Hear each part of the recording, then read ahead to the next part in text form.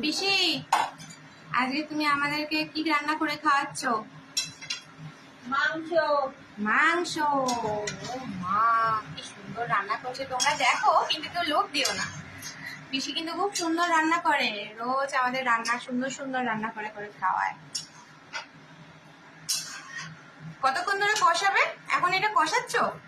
এখন কষানো হচ্ছে, তো 5-7 মিনিট কষবে।